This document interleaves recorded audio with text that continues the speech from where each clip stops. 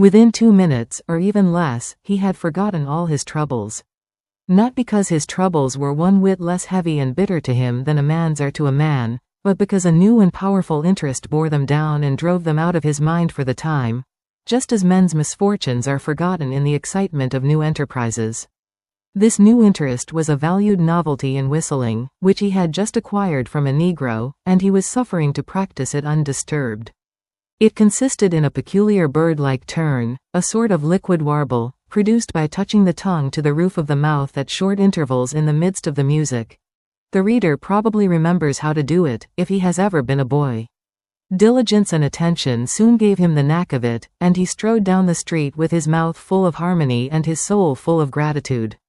He felt much as an astronomer feels who has discovered a new planet. No doubt, as far as strong, deep, unalloyed pleasure is concerned, the advantage was with the boy, not the astronomer.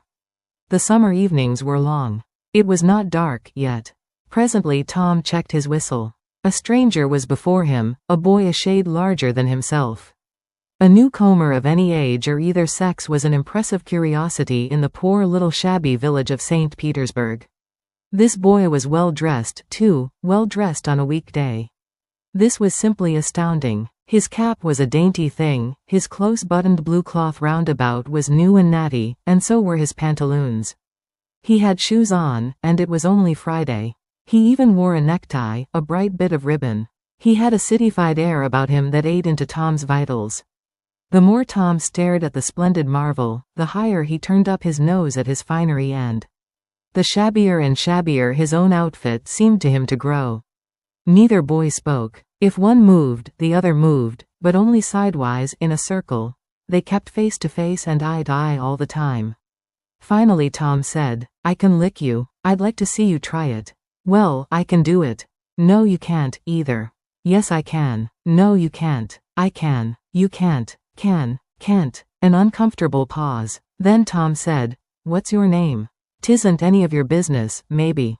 "Well, I'll make it my business." "Well, why don't you? If you say much, I will." Much. There now. Oh, you think you're mighty smart, don't you? I could lick you with one hand tied behind me, if I wanted to." "Well, why don't you do it? You say you can do it." "Well, I will, if you fool with me." "Oh yes, I've seen whole families in the same fix." "Smarty, you think you're some, now, don't you?" "Oh, what a hat. You can lump that hat if you don't like it. I dare you to knock it off, and anybody that'll take a dare will suck eggs." "You're a liar." "You're another. You're a fighting liar and dasn't take it up." I won't either." So they stood, each with a foot placed at an angle as a brace, and both shoving with might and main, and glowering at each other with hate. But neither could get an advantage. After struggling till both were hot and flushed, each relaxed his strain with watchful caution, and Tom said, "You're a coward and a pup. I'll tell my big brother on you, and he can thrash you with his little finger, and I'll make him do it, too." "What do I care for your big brother? I've got a brother that's bigger than he is, and what's more, he can throw him over that fence, too." Both brothers were imaginary. "That's a lie. You're saying so, don't make it so." Tom drew a line in the dust with his big toe, and said, "I dare you to step over that, and I'll lick you till you can't stand up.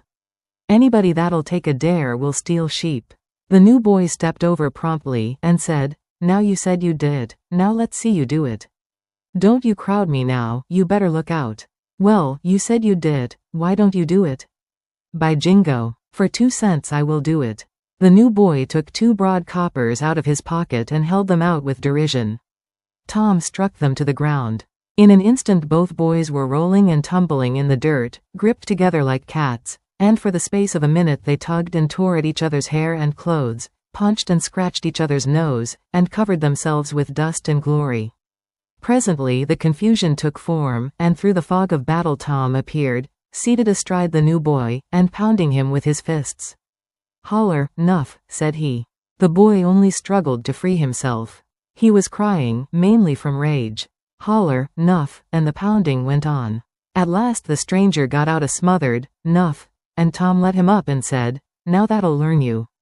Better look out who you're fooling with next time."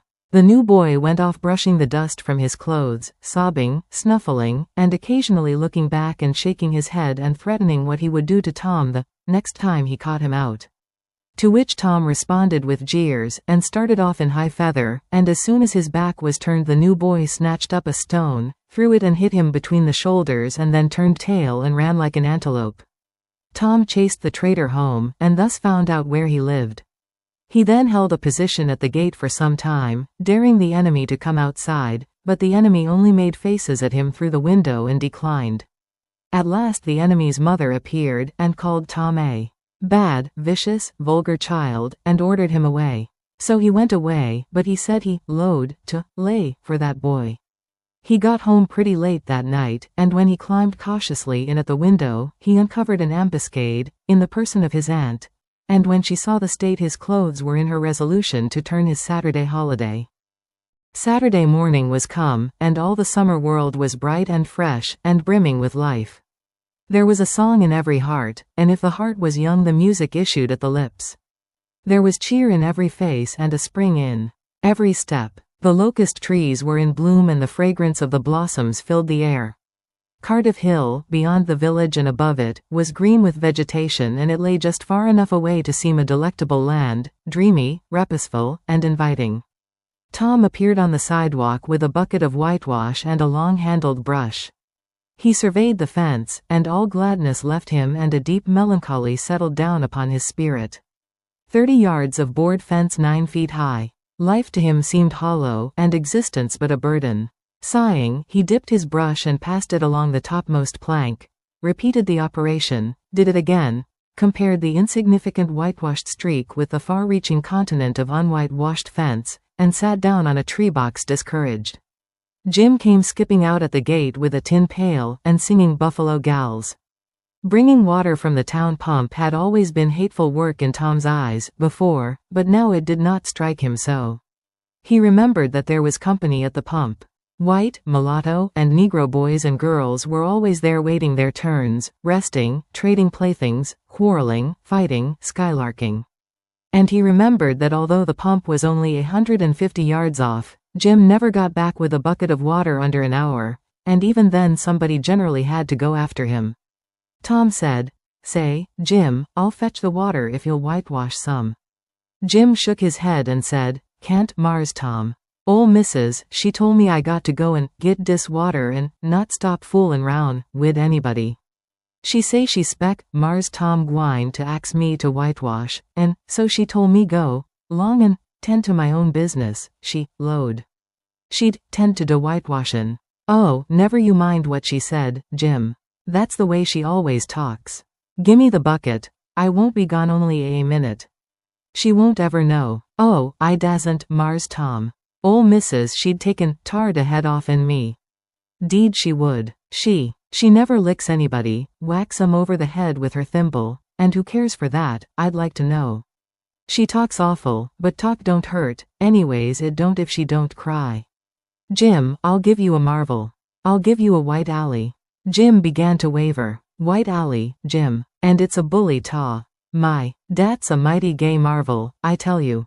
But Mars Tom I's powerful, 'fraid ol' missus. And besides, if you will I'll show you my sore toe." Jim was only human, this attraction was too much for him. He put down his pail, took the white alley, and bent over the toe with absorbing interest while the bandage was being unwound.